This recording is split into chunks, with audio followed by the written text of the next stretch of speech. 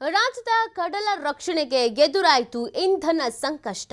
ಕರಾವಳಿಯ ಕಡಲ ಭದ್ರತೆಗೆ ಆರ್ಥಿಕ ಮಿತವ್ಯಯದ ಸವಾಲು ಎದುರಾಗ್ತಾ ಇದೆ.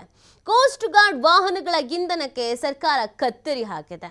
ಕೋಸ್ಟ್ ಗಾರ್ಡ್ ದೋಣಿಗಳು ವಾಹನಗಳ ಮಾಸಿಕ ಇಂಧನ ಪೂರೈಕೆ ಕಡಿತ, ಆರ್ಥಿಕ ಮಿತವ್ಯಯ ಸಾಧಿಸುವಂತ ನಿಟ್ಟಿನಲ್ಲಿ ಇಂಧನ ಪ್ರಮಾಣದಲ್ಲೂ ಕೂಡ ಇಳಿಕೆ. ಇಂಧನ 600 ಲೀಟರ್ನಿಂದ 250 ಲೀಟರ್ ಇಳಿಕೆ ಮಾಡಲಾಗಿದೆ. ಕೋಸ್ಟ್ ಗಾರ್ಡ್ ಎಲ್ಲ ವಾಹನಗಳಿಗೆ 50 ಲೀಟರ್ ಇಂಧನ ಕಡಿತ ಮಾಡಲಾಗಿದೆ. ದಕ್ಷಿಣ ಕನ್ನಡ, ಉಡುಪಿ ಸೇರಿ ಕಾರವಾರದ ಕಡಲು ಕಾಯುವಂತ ಕೋಸ್ಟ್ ಗಾರ್ಡ್ ಸಹಜವಾಗಿ ಇದು ಅಸಮಾಧಾನಕ್ಕೂ ಕೂಡ ಕಾರಣವಾಗ್ತಾ ಇದೆ. ಆರ್ಥಿಕ ಮಿತವ್ಯಯ ಸಾಧಿಸುವಂತ ನಿಟ್ಟಿನಲ್ಲಿ ಇಂಧನ ಪ್ರಮಾಣ ಇಳಿಕೆ ಮಾಡಿರುವಂಥದ್ದು. ಸುಮಾರು 600 ಲೀಟರ್ನಿಂದ 250 ಲೀಟರ್ಗೆ ಇಳಿಕೆ ಮಾಡಿಬಿಟ್ಟಿದ್ದಾರೆ. ಕೋಸ್ಟ್ ಗಾರ್ಡ್ ಎಲ್ಲ ವಾಹನಗಳಿಗೆ 50 ಲೀಟರ್ ಇಂಧನವನ್ನ ಕಡಿತ ಮಾಡಿರುವಂಥದ್ದು ಅಸಮಾಧಾನಕ್ಕೆ ಕಾರಣವಾಗ್ತಾ ಇದೆ. ದಕ್ಷಿಣ ಕನ್ನಡ, ಉಡುಪಿ ಸೇರಿ ಕಾರವಾರದ ಕಡಲು ಕಾಯುವಂತ ಕೋಸ್ಟ್ ಗಾರ್ಡ್ಗಳು ರಾಜ್ಯದ ಕಡಲ ರಕ್ಷಣೆಗೆ ಇಂಧನ ಸಂಕಷ್ಟ ಎದುರಾಗ್ಬಿಡ್ತಾ ಅನ್ನೋದೊಂದು ಪ್ರಶ್ನೆ. ಇದು ಸರಿಯಾಗಿ ಇಲ್ಲ, ಅವೈಜ್ಞಾನಿಕವಾಗಿ ಮಾಡ್ಬಿಟ್ಟಿದ್ದಾರೆ. ನಾವು ಭದ್ರತೆಯ ವ್ಯವಸ್ಥೆಯನ್ನ ಗಮನದಲ್ಲಿ ಇಟ್ಕೋಬೇಕಾಗತ್ತೆ ಅಂತ ಇದೀಗ ಹೇಳಲಾಗ್ತಾ ಇದೆ.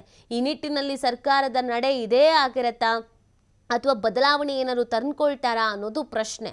ಈಗೇನು ಹೇಳಿದ್ರು ಇಂಧನ ಕೊರತೆ ಅಂತನೋ ಅಥವಾ ಆರ್ಥಿಕವಾಗಿ ನಾವು ಎಲ್ಲವನ್ನೂ ಕ್ರೋಢೀಕರಿಸ್ಕೊಳ್ಬೇಕು ಅನ್ನುವಂಥ ನಿಟ್ಟಿನಲ್ಲೋ ಒಂದಷ್ಟು ಸಬೂಬುಗಳನ್ನು ನೀಡಲಾಗ್ತಾ ಇದೆ.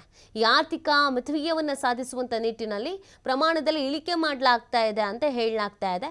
ಅದೇ ಸಹಜವಾಗಿ ಇದು ಆಕ್ರೋಶಕ್ಕೂ ಅಸಮಾಧಾನಕ್ಕೂ ಕಾರಣವಾಗ್ತಾ ಇದೆ. ಈ ಬಗ್ಗೆ ಮತ್ತಷ್ಟು ಮಾಹಿತಿಯನ್ನು ನೀಡ್ತಾರೆ ನಮ್ಮ ಪ್ರತಿನಿಧಿ ಆದಿತ್ಯ. ಇದೀಗ ಇಷ್ಟರ ಮಟ್ಟಿಗೆ ಕಡಿತ ಆಗಿರೋದ್ರಿಂದ ಏನೆಲ್ಲ ಸಮಸ್ಯೆಗಳಿಗೆ ಎದುರಾಗುತ್ತೆ, ಏನು ಹೇಳ್ತಾರೆ ಸಿಬ್ಬಂದಿಗಳು? ನೀತಿ ನಿಜಕ್ಕೂ, ಯಾಕಂದ್ರೆ ಮೊದಲು ಪೂರ್ಣ ಪ್ರಮಾಣದಲ್ಲಿ ಬೇಕಾದಷ್ಟು ಇಂಧನ ಪೂರೈಕೆಯನ್ನ ಮಾಡ್ತಾ ಇರೋ ಸಂದರ್ಭದಲ್ಲಿ ಸಮುದ್ರ ತೀರದಲ್ಲಿ ಈ ಕೋಸ್ಟ್ ಗಾರ್ಡ್ ಗಳ ಗಸ್ತು ಅನ್ನುವಂಥದ್ದು ಬಹಳ ದೊಡ್ಡ ಪ್ರಮಾಣದಲ್ಲಿ ನಡೀತಾ ಇತ್ತು.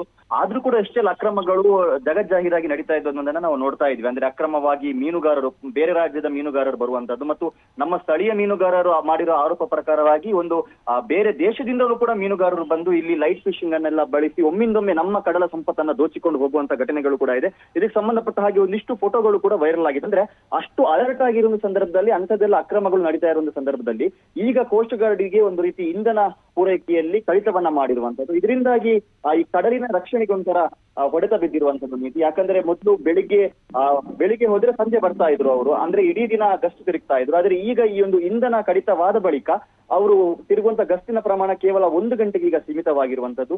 ಏನು ಬೋಟ್ಗಳಿದೆ ಆ ಬೋಟ್ಗಳಿಗೆ ಸುಮಾರು 600 ಲೀಟರ್ನಷ್ಟು ಇಂಧನವನ್ನ ಪೂರೈಕೆ ಮಾಡಲಾಗಿತ್ತು. ಆದ್ರೆ ಇದನ್ನ ಈಗ 250 ಲೀಟರ್ಗೆ ಕಡಿತ ಮಾಡಿರುವಂತದ್ದು. ಇದು ಕೂಡ ಗಸ್ತಿನ ಪ್ರಮಾಣಕ್ಕೆ ಬಹಳಷ್ಟು ಹೊಡೆತವನ್ನ ನೀಡಿರುವಂತದ್ದು.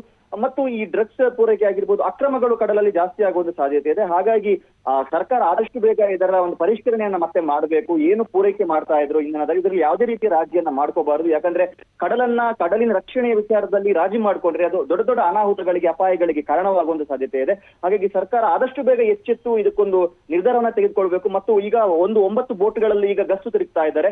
ನಿಜವಾಗಿ 15 ಬೋಟ್ ಇತ್ತು, ಆದ್ರೆ ಇದರಲ್ಲಿ 9 ಮಾತ್ರ ಈಗ ಗಸ್ತು ತಿರುವುದಕ್ಕೆ ಯೋಗ್ಯವಾಗಿರುವಂತದ್ದು. ಈ ಬೋಟಿನ ವ್ಯವಸ್ಥೆಯನ್ನ ಕೂಡ ಸರಿಯಾಗಿ ಮಾಡಿಕೊಡ್ಬೇಕು ಅನ್ನುವಂಥದ್ದು ಸಾರ್ವಜನಿಕರ ಆಗ್ರಹವೂ ಕೂಡ ಆಗಿದೆ. ಓಕೆ, ಥ್ಯಾಂಕ್ ಯು ಆದಿತ್ಯ ತಮ್ಮ ಡೀಟೇಲ್ಸ್ಗಾಗಿ.